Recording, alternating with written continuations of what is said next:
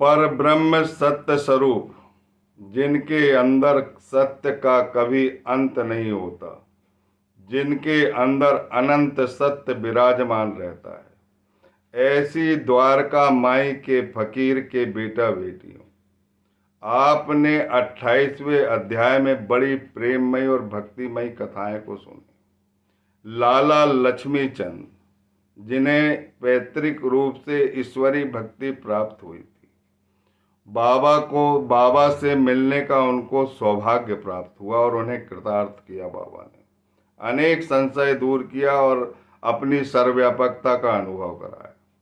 दूसरी कथा बुरहानपुर की महिला की कथा है, जो प्रेम पूर्वक बाबा को खिचड़ी खिलाना चाहती थी। बाबा ने स्वप्न में उनसे खिचड़ी मांगा और उन्होंने स्वप्न को शिरडी में जाकर पूरा किया। बाबा ने उन्हें आशीर्वाद दिया और वो अनंत रूप से उनके ऋणी हो गए।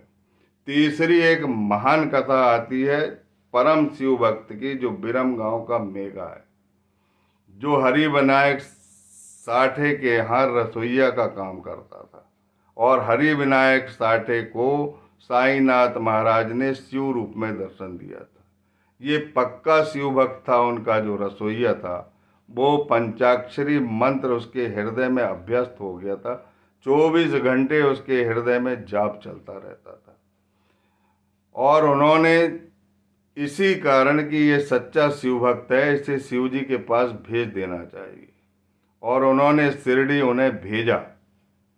लेकिन भेजते समय मेघा ने पूछ लिया कि साईनाथ महाराज की जाति कौन सी है, तो उन्होंने बता दिया कि वो मुझे यवन जैसे प्रतीत होते हैं, लेकिन साक्षात शिव जी के अवतार। वो अनेक कुशंकाओं से गिर जाता है, गिड़गिड़ाता है अपने सेठ के सामने कि मुझे किसी यवन फकीर के पास भेजना उचित नहीं है, मेरा जाने का वहाँ कोई प्रयोजन नहीं है। मैं तो शिव भक्त हूँ, मैं शिव जी के दर्शन करना चाहता हूँ। लेकिन वो कहाँ मानने वाले थे, उन्हें भेज दिए। बाबा ने उन्हें 9 महीने तक प्रवेश नहीं होने दिए। दया आई, फिर बाद में उन्हें प्रवेश की अनुमति मिली और उन्होंने मकर संक्रांति के दिन हर हर गंगे हर हर महादेव गोदावरी के जल से अपने शिव जी का स्नान कराया और त्रिशूल और पिंडी की स्थापना भी कराई और अंत में स्वप्न भी दिया उन्हें। साक्षात उनके सिराने पर प्रकट होकर उन पर अक्षत फेंके और बोले कि त्रिशूल और पिंडी की स्थापना कर दी। और पिंडी भी आश्चर्यजनक तरीके से आई, जो कि स्वप्न में दिखी थी, उसी की आकृति की पिंडी थी। मेघा की स्मृति में गुरु स्थान पर पिंडी और त्रिशूल लगा हुआ है। उस कथा को आपने जाना और अंत में उसे मुक्ति प्रदान की, अपने लोक में भेजा। साईं लोक में गए वो, और साईं लोक और शिव लोक में कोई भिन्नता नहीं है। अपने जो साईनाथ महाराज है वो सभी देवताओं के दर्शन कराने में समर्थ है, क्योंकि उनकी करुणा ऐसी महान है, उनकी ऐसी कृपा ऐसी महान है, उनका हृदय ही ऐसा महान है। परब्रह्म ने ऐसे सांचे में उन्हें ढाला है कि उनके अंदर भेदभाव नहीं। सारे देवता उनके हृदय में विराजमान है। जो भक्त जिस देवता की निष्ठा से पूजा करता है उसकी भक्ति को बढ़ाते हैं, वो उसके अंदर के संशय को दूर करते हैं। उन 3 चिड़ियों की कथाओं को आपने प्रेम पूर्वक सुना, मैं आपको प्रणाम करता हूँ। और 29वें अध्याय की कथा प्रारंभ हो रही, यानी द्वारका माई का 29वां उपद्वार में आप प्रवेश कर रहे हैं। फिर मैं आपके चरणों का चरणामृत लेकर आपको कथाएं सुनने की विनती करता हूँ, और विनती इसीलिए करता हूँ कि ये सब कल्याणकारी कथाएं हैं। आपके जीवन में कभी कोई संकट नहीं आएगा, किसी भी प्रकार की विपत्ति नहीं आएगी, और अष्ट सिद्धियां आपके घर में विराजमान रहेगी। सभी 33 कोटि देवता का आपके घर में पहरा रहेगा। इन कथाओं का महत्व बहुत अधिक है, लेकिन अपने अंतःकरण में विशुद्ध प्रेम, विशुद्ध भक्ति और दृढ़ निष्ठा और विश्वास होना बहुत जरूरी है। पूरा साईं चरित्र इसी 4 मंत्रों पे, इसी 4 अक्षरों से भरा हुआ पड़ा है। श्रद्धा और सबूरी उनका मंत्र है। एक दिन आपको पुण्य फल की अवश्य प्राप्ति हो सकती है, देर हो सकती है, लेकिन साईनाथ महाराज के चरणों में अंधेर नहीं। इसीलिए इन कथाओं को प्रेम पूर्वक सुना कर। अब एक और ऐसी रामदासी महिला है जिसके हृदय को वो कृतार्थ करते हैं, और महिला के कारण संकालु प्रवृत्ति के उसके पति को भी, उसकी पतिव्रता स्वभाव के कारण उसका भी उद्धार हो जाता है। वह रामदासी मद्रासी भजनी मंडली जो है वो काशी के लिए कीर्तन के लिए जाती है और अहमदनगर से वो गुजरते हैं। और जैसे ही वो अहमदनगर से गुजरते हैं तो उनके कानों में एक पवित्र ध्वनि सुनाई देती है, पवित्र आवाज सुनाई देती है। लोग सुनाते हैं, उनके कानों से हृदय तक जाती कि शिरडी के जो साईनाथ महाराज हैं वो परब्रह्म सत्य स्वरूप हैं, सबकी इच्छाओं को पूरी करते हैं और बड़े ही दानशील प्रवृत्ति के हैं। और जो भी कलाकार, जो भी कीर्तनकार उनके द्वार पर जाते हैं तो वो उचित पारितोषिक देते हैं उनके स्वभाव में, क्योंकि उन्हें धार्मिक ग्रंथ और धार्मिक कथाएं और धार्मिक कीर्तन जो है उनके हृदय में प्रेम पैदा कर देती है। और ये जो मंडली थी ये बड़ी उत्कृष्ट मंडली थी, बहुत अच्छा गायन करती थी, अच्छा कीर्तन करती थी, अच्छा नृत्य करती थी और प्रसिद्ध मंडली थी। और इसका मुख्य उद्देश्य सिर्फ द्रव्योपार्जन था, केवल पेट पालने के लिए ये कीर्तन करते थे ये भजन मंडली। लेकिन उस भजन मंडली में जो प्रधान स्त्री थी वह राम की भक्ति, राम भक्त थी और अंतःकरण से राम भक्त करती थी और द्रव्य उपार्जन की उसके अंदर कोई भावना नहीं थी। उसका भाव कीर्तन में सबसे अलग हो रहता था। तो उसमें एक आदमी थे और आदमी की एक स्त्री, जिसे मैंने प्रधान स्त्री कहकर संबोधित किया, और उसका हृदय जो है बहुत पवित्र रहता था। और एक उनकी साली थी और एक छोटी कन्या थी, एक बिटिया थी। ये 4 लोगों की ये मंडली थी। ये मंडली अहमदनगर से गुजर रही थी। तभी बाबा के स्वभाव के बारे में पता चला तो द्रव्योपार्जन की भावना से ये शिरडी की द्वारका माई में पहुंच गए। और पहुंचने के बाद जैसे ही उस प्रधान महिला ने बाबा के दीप्तिमान सनातनी परब्रह्म स्वरूप करुणावान करुणा सिंधु स्वरूप दर्शन किया तो प्रसन्नता से उसके आंख में आंसू आ गए और हृदय में बाबा के प्रति दया भाव और भक्ति भाव समा गया और उन्होंने कीर्तन प्रारंभ कर दिया। कीर्तन प्रारंभ करते करते उसके भाव को देखकर, उसके दया भाव को देखकर, उसके भक्ति भाव को देखकर साईनाथ महाराज बहुत प्रभावित हो गए। और प्रभावित होने के बाद वह दया जो है वो साक्षात्कार में परिणित हो गई और उसके इष्ट सीतानाथ के दर्शन साईनाथ महाराज में उस महिला, उस प्रधान महिला को होने लगे। उसकी आंखों से प्रेम आंसुओं की धारा बहने लगी और मन जो है प्रफुल्लित हो गया, गला रुंध गया और जोर जोर से बीच बीच में जो कीर्तन होता था उसमें सीतानाथ की जय हो, सीतानाथ की जय हो।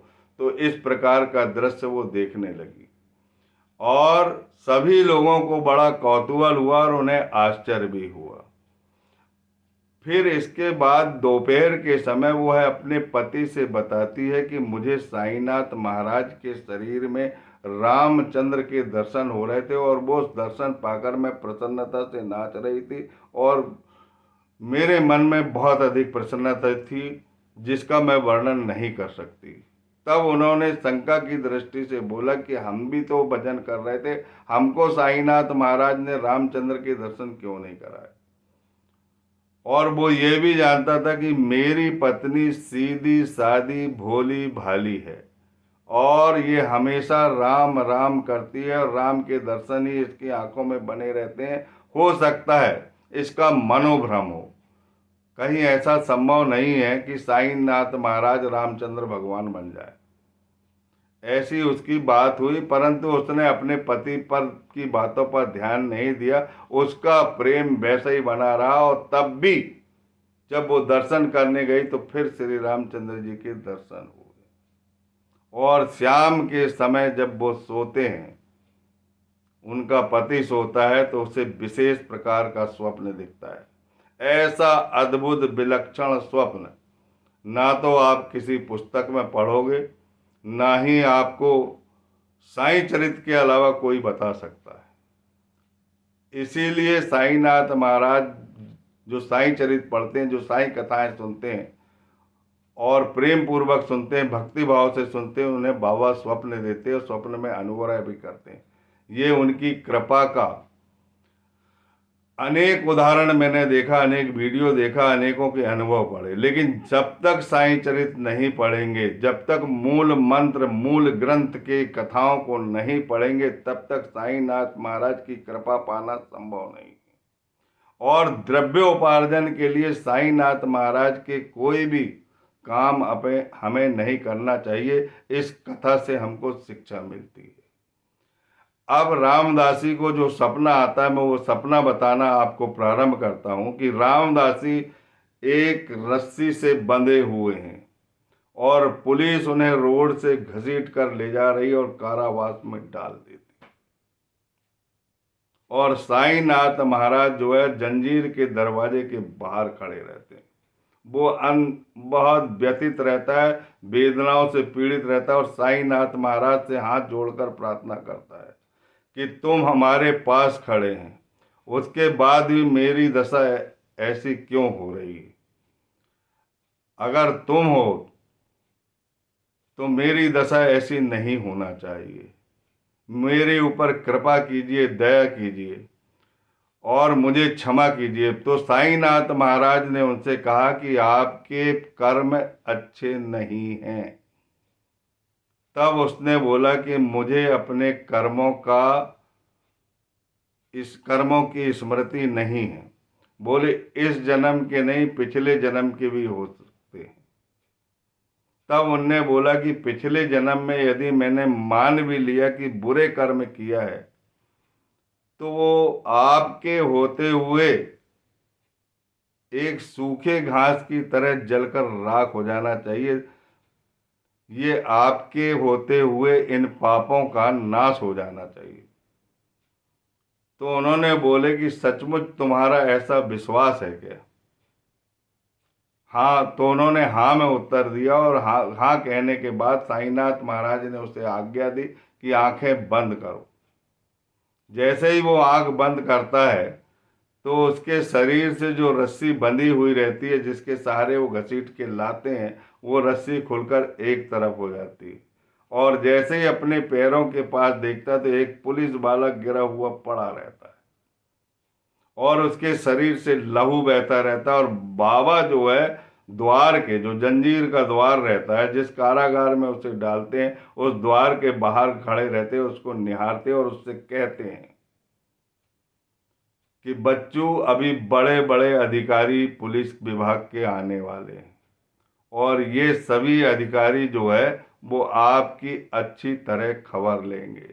उसकी वेदना बढ़ जाती है, वज्रपात हो जाता है, उसकी आंख से आंसू गिरने लगते हैं, बाबा के प्रति प्रेम बढ़ जाता है और कहने लगता है कि मेरे पास आपके सिवा कोई नहीं, और चरणों में गिर जाता है। और चरणों में गिरने के बाद प्रार्थना करता है कि मुझे क्षमा कीजिए और मुझे इस कष्ट से बचाइए। आपके होते हुए कोई कष्ट मुझे हो नहीं सकता। जो भी आपत्तिग्रस्त आपके पास जाते हैं, जो भी व्यथित लोग आपके पास जाते हैं, जो भी लाचार लोग आपके पास जाते हैं, सबका आप कल्याण करते हैं। मेरा कल्याण कीजिए, मैं बहुत दुखी हूँ, मुझे इस दुख से बाहर कर दीजिए। और चरणों पर गिर जाता है और प्रेमाश्रु से चरणों का अभिषेक कर देता है।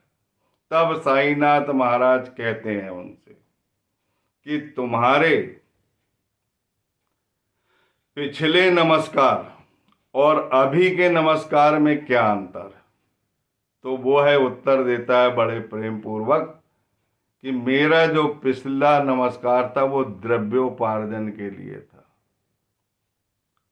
और अभी का जो नमस्कार है वो निस्वार्थ, पूर्ण अंतःकरण से भरे हुए प्रेम के साथ। और मैं पहले तुम्हें यवन फकीर समझता था, और यवन फकीर होने के बाद तुम्हें हिंदू धर्म को भ्रष्ट करने वाला एक एक साधु समझता था, जो हिंदू धर्म को भ्रष्ट करता था। तब साईनाथ महाराज ने पुनः प्रश्न किया कि क्या तुम्हारा यवन फकीरों पर विश्वास नहीं है? तो उन्होंने बोला कि जी नहीं। क्या तुम्हारे यहाँ पंजे की पूजा नहीं होती? क्या तुम्हारे यहाँ ताबीज की पूजा नहीं होती? क्या तुम्हारे यहाँ कार्ड बीवी नामक देवी नहीं है, जिससे तुम धार्मिक कार्य करते समय, मांगलिक कार्य करते समय दया, कृपा, क्षमा की भीख मांगते हैं और उनकी उपस्थिति में कार्यक्रम कराते हुए हतप्रभ हो जाता है? और पूरी जानकारी साईनाथ महाराज को कैसे हो गई, उनकी त्रिकालज्ञता पे आश्चर्य करने लगता है और उसकी आंख से आंसू बहने लगते। बाबा को दया आती, और उस दया के समय ही उस व्यक्ति को अपने गुरु की याद आती। तब बाबा बोलते हैं पीछे मुड़ के देखो, तो उन्हें रामदास स्वामी समर्थ के दर्शन होते हैं। फिर सामने देखता है तो साईनाथ महाराज के, फिर पीछे देखता है तो रामदास स्वामी समर्थ के दर्शन होते हैं। और वो हतप्रभ हो जाता है, आश्चर्यचकित हो जाता है। इतने चमत्कार देखने के बाद उसके हृदय में पूरा परिवर्तन आ जाता है, भक्ति भाव से भर जाता है, और रोम रोम में साईनाथ महाराज की भक्ति से वह प्रभावित होता है, और उसका गला रुंध जाता है, हिचकोले भरता है, वो सिसकियां भरता है, बिलकता है कि धन्य है साईनाथ महाराज की कृपा, धन्य है साईनाथ महाराज की करुणा, जिन्होंने मुझे भ्रम से निकालकर, मुझे अज्ञानता से निकालकर भक्ति भाव में ला दिया और स्थायी भक्ति भाव दे दिया। ऐसे हैं साईनाथ महाराज। हे साईनाथ के बेटा बेटियों, इस कथा को ध्यान पूर्वक पढ़ो। आपके घर में साईनाथ महाराज का प्रवेश होगा। 33 कोटि देवता आपकी रक्षा करेंगे। अष्ट सिद्धियां बिना बुलाए आएगी। लक्ष्मी जी का प्रवेश होगा, क्योंकि अपने साईनाथ महाराज साक्षात विष्णु के अवतार है। मुख्य रूप से उनके अंदर विष्णु भाव है, शिव भाव भी है और ब्रह्म तत्व भी है। ये तीनों शक्तियां उनके पास है। इसके बाद भी वो परब्रह्म स्वरूप है और सत्य स्वरूप है। इनकी कथाओं को बिल्कुल नहीं छोड़ना है। मैं बार बार इसलिए प्रार्थना करता हूँ कि तुम्हारा दुख दूर हो जाए, तुम्हारे घर से कष्ट दूर हो जाए, तुम्हारे बच्चे अच्छे पढ़ने लिखने लगे, तुम्हारे घर में आदि व्याधि ना रहे और किसी प्रकार का कोई संकट ना रहे। इस कारण मैं तुमसे बार बार प्रार्थना करता हूँ। फिर वो साईनाथ महाराज से कहता है कि तुम तो वृद्ध प्रतीत होते हो, क्योंकि उसका मन प्रसन्न चित्त हो जाता है और साईनाथ के दर्शन वो पूर्ण रूप से करता है। तो बोले तुम मुझे वृद्ध समझते हो क्या, दौड़ो मेरे साथ। तो बाबा के साथ वो दौड़ने लगता है और बाबा, धूल उड़ती है, धूल में अंतर ध्यान हो जाते हैं और सारी भक्ति भाव और जो शिक्षा साईनाथ के से उनसे मिली है और जो स्वप्न देकर उन्होंने कृतार्थ किया, इसके अक्षरतः उसके हृदय में उसका पिटारा वास करने लगता है, आवास करने लगता है, और भक्ति भाव स्फुटित हो जाती है, पल्लवित हो जाती है, फूल खिल जाते हैं, सुगंधित हो जाता है, वो उसका जीवन सुगंधित हो जाता है। और इसके बाद वो फिर पूरे परिवार सहित प्रधान स्त्री, वह आदमी और उसकी साली और पत्नी साईनाथ महाराज के दर्शन करने जाते हैं। चारों के आंख से आंसू बहते इस कथा को जानकर, और बाबा के चरणों को प्रणिपात करते हैं और बाबा दोनों हाथ से उनको आशीर्वाद देते हैं और कहते हैं कि अल्लाह तुम्हारा खूब भला करेगा। वह सर्वशक्तिमान पिता सबका संरक्षक है, सबका ख्याल रखता है, और ऊदी देकर बोलते हैं कि तुम्हें बहुत धन प्राप्त होगा। और उसके बाद सचमुच जब वो वापिस आए तो लौटते से ही उनके ऊपर धन की वर्षा होने लगी। बोलिए सच्चिदानंद सदगुरु साईनाथ महाराज की जय। अगली कथा हम इसके बाद बताएंगे, जो भी साईं चरित्र में लिखी है। मैंने अभी देखा नहीं है, इसलिए स्पष्ट नहीं है। तब तक के लिए मैं सबसे क्षमा चाहता हूँ और सबको ओम साई राम कहता हूँ और सबको कहता हूँ कि बाबा से प्रेम करो, प्रेम करो, प्रेम करो और आनंद करो। बोलिए सच्चिदानंद सदगुरु साईनाथ महाराज की जय।